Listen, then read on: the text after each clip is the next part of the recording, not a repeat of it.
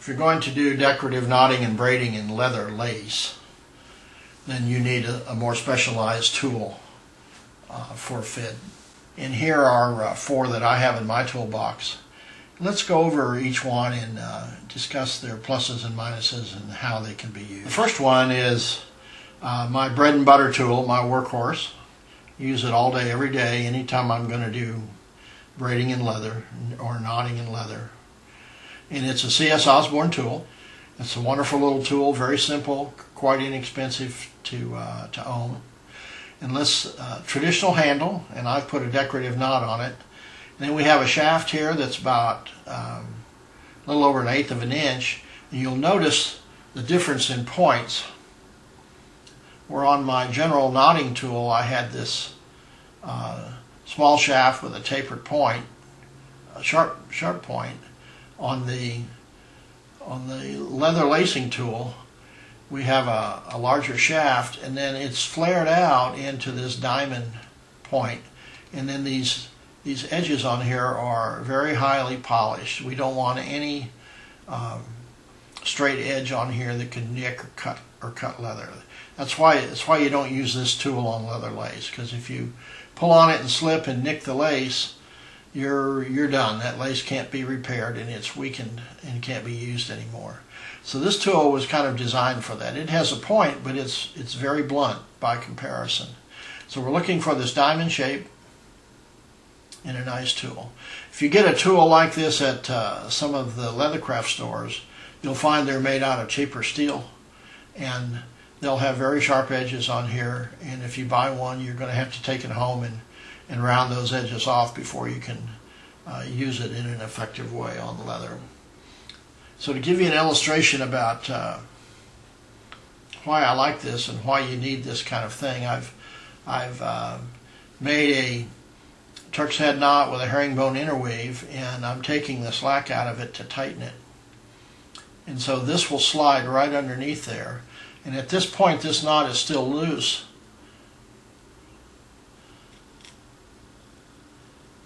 So there's not a lot of friction in it at this point. But as it gets tighter, there's going to be friction in it.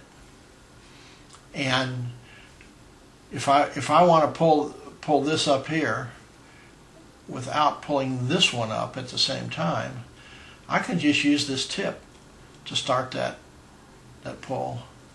Just come like that. Everything lays flat, and this doesn't get distorted. Then I can come around here and follow that through. And this has nice polished edges. You're not going to catch the leather. You're not going to nick it.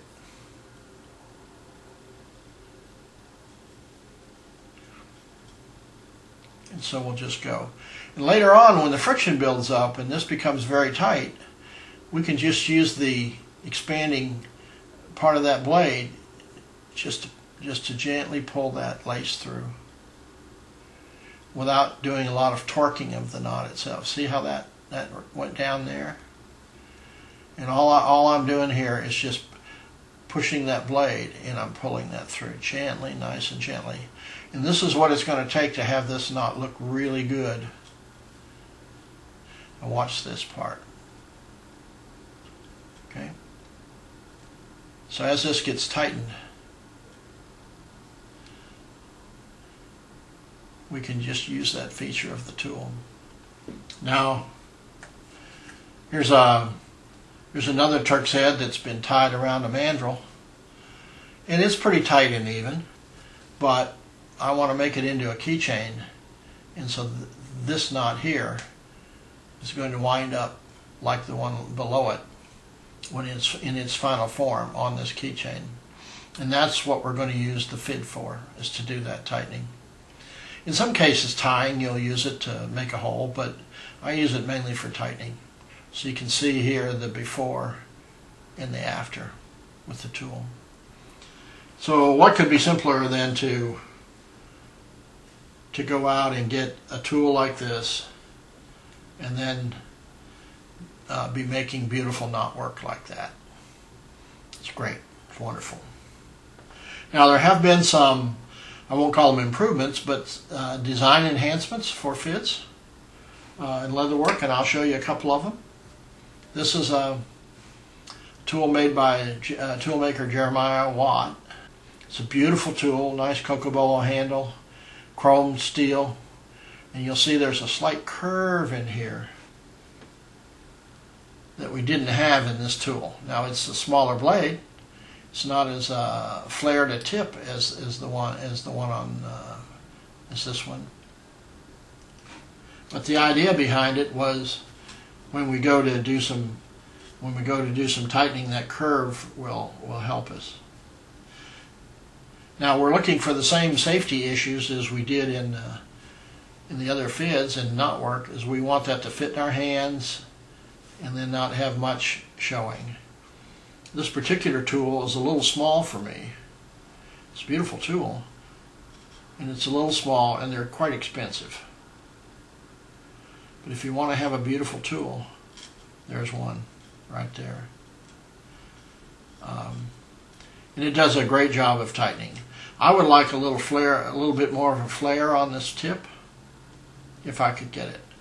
And I happen to have a customer who was also a blacksmith, and they made me a larger tool. And you'll see the blade is much more flared, and it's got a nice curve. My issue with this is it's quite long for my hand. So if I hold it the way the handle was designed to be held, look how much of that blade sticks out. And that's really not safe when you're tightening and you're pointing it to you. If you slip, you're going to go right into yourself. So if I hold it down here, I've got all that weight sticking out of my hand. So for somebody with a bigger hand, this is a perfect tool, and it works great on these lacing projects. And if you're just going to do one knot, the extra weight is not going to bother you. But if you're going to do many knots and hold it all day, then that might become an issue, and it is for me. I've got some neurological damage in my hands, and I don't have much of a grip to start with. So I asked my friend to make me another tool that's a little shorter. So here's our big tool. Here's the new one he made, and you can see, I put the handle up, how much shorter the blade is. Quite a bit. And what I get for that is a little bit better balance. The handle is turned in such a way where your fingers just fall right in there, so you've got it secure all the time. And then we have a nice, safe blade extension. You hardly even know you're holding this tool when you're holding it, and you can sit and just do tightening and not work all day long. Okay. So I'm beginning to use this tool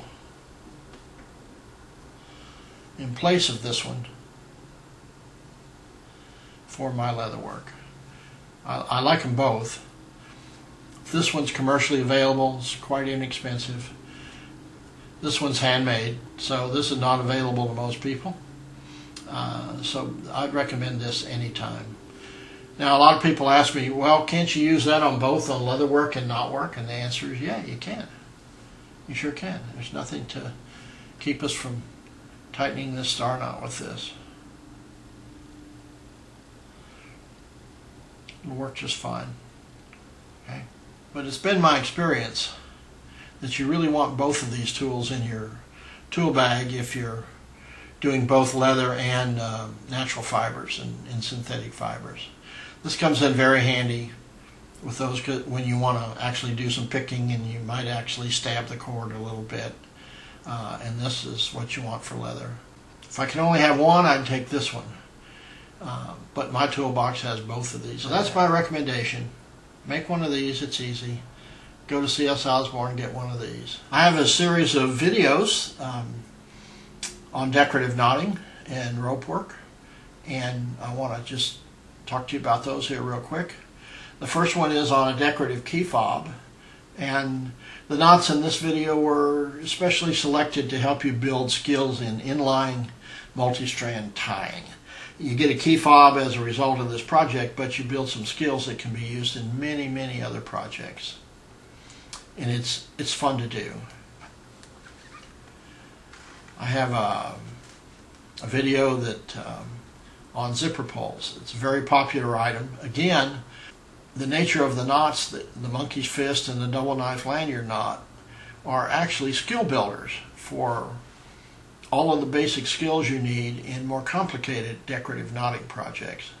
I chose small projects here so you'll have something that you can use, but the skills that you build are used in many, many, many other kinds of. Probably one of the most popular DVDs is the Turk's Head bracelet. Again, you get a bracelet, but you learn the complexities of the Turk's Head knot itself and how the family of knot works together to form these beautiful knots. And these bracelets can be done in natural fibers, like that, or in synthetic fibers, or in round leather. They look great. Now, for these three particular videos, we're using cord. We're using synthetic or natural fiber cord. And then this would be the fid that you would want to use for these projects. I've also produced a home study course for those of you that want to learn decorative knotting and braiding in leather.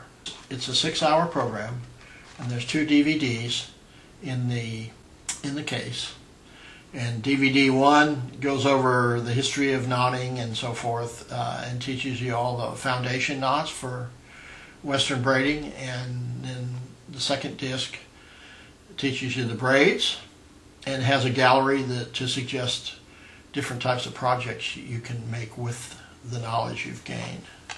If you were going to use this DVD, you would want this type of fid to go with these exercises and projects. So I hope you have enjoyed this little tutorial, and we'll see you next time in the Marlin Spike Knot Works.